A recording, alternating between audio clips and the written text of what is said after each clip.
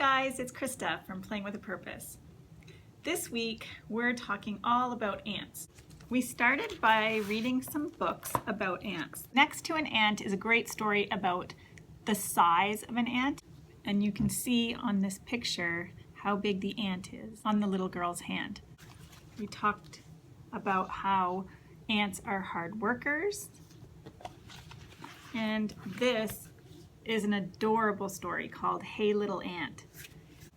It starts off with a boy. He sees an ant, and the boy says he's going to squish the ant. And the ant ends up pleading with the little boy, please don't squish me, please don't squish me. And you can see the boy is so tall next to the itty bitty ant. And the ant says, please don't make me die. And the little boy says, everyone knows that ants can't feel. And the ant says, but you are a giant, and giants don't know how it feels to be an ant. And the ant explains to the little boy that he has a family just like he does. So there's super sweet pictures of the ant family. Well, throughout the whole story, the little boy and the little ant continue their conversation, and the ant says, but what if I were big and you were small? And the story ends with the big shoe on top of the ant, and it leaves the children with a question to think about. What would you do? Do you think you should squish the ant, or do you think we should leave the ant alone? So it's a super cute story. This story could be used in a lot of different ways. You could use it in your classroom for bullying, but I thought this was a perfect story to read while we study ants. I also love to put out encyclopedia type books. Don't shy away from these type of books, even with super young learners. They love the real pictures. So I have a few different ones on insects. This one has great pictures of tunnels under the ground. So you can see the ants underground. There's a real picture in the corner, and there's more cartoon pictures here. In this one, you can also see up close how there's 3 parts to the body. So there's the head, thorax, and the abdomen. And you can also count that there are 6 legs on an ant. So 1, 2, 3, 4, 5, 6. And then there's 2 antennae.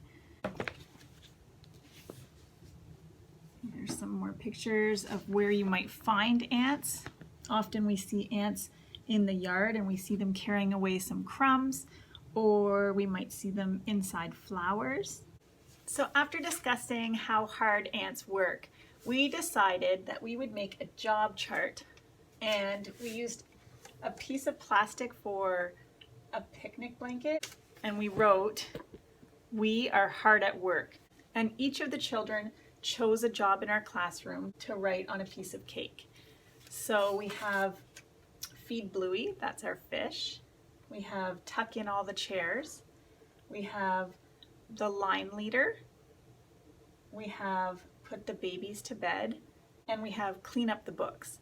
During Circle, we talked about all the different responsibilities that we have in the classroom. We talked about when it's tidy up time, we can work all together just like ants to get the job done. This is just a great conversation to have with the children, and this encourages classroom responsibility, and it helps the children want to participate in cleaning up the classroom. So over here at our science table, I put out an ant farm, and you can see this guy is traveling through the sand right now. And you can see that he's been busy making tunnels through the sand. This is a great opportunity for the children to look up close at an ant without squishing them. And they can really see the different parts of the ant that we've been talking about. So they can see the antennae, they can see the legs, they can see the 3 distinct pieces of the body. And they can also see what happens underneath the ground. It's really evident that the ants have been tunneling underground. I also put some magnifying glasses out for them if they want to look even closer. I was looking at an ant farm on Amazon, and I was hesitant because it was quite pricey. And a friend of mine told me that she found one at Canadian Tire and it was $11. So I went out to Canadian Tire and I found it. So I paid $11 for this little ant farm, and so far I'm pleased with how it's working.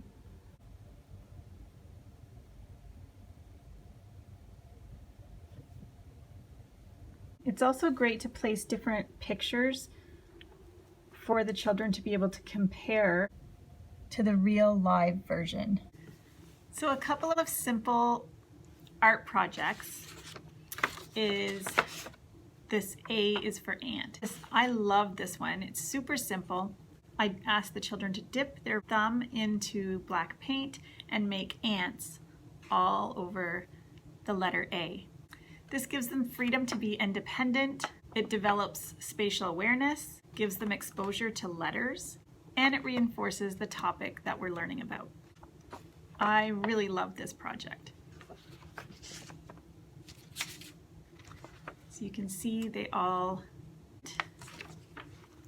made it a little bit different.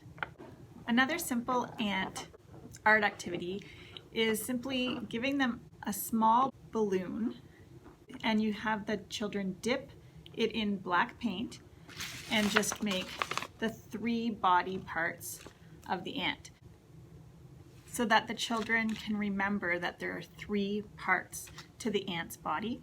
And then I use this crinkle paper for some grass, and the children put some antennae and some legs on their ant. Both the grass and the balloon gives the children opportunities to explore different textures. When you add different textures, you're also adding different descriptive words into the conversation, which helps with language development. So we can talk about how you can squeeze the balloon and how the balloon is rubbery and you can hear squeaky, and the grass is crinkly. By just adding these 2 elements, expand the learning by introducing new vocabulary words, and the children have an opportunity to explore different textures. Also around 2.5, 3 years old, I like to have them trace letters. Usually I use a highlighter. Here I just wrote the word ants, and I have the children just trace the word. This gives them a lot more fine motor control. It exposes them to a more environmental print and helps them to understand that words have meaning. So I read the word to them, ants. So I'll spell it out as I write the letters. A-N-T-S, ants. My younger students weren't really ready for that whole process, so they basically were just experimenting with the balloon and putting the black paint on. They're still getting fine motor practice and enjoying group work time. I hope you enjoyed these ant ideas, and I'm Krista with Playing with a Purpose. I'll see you next time.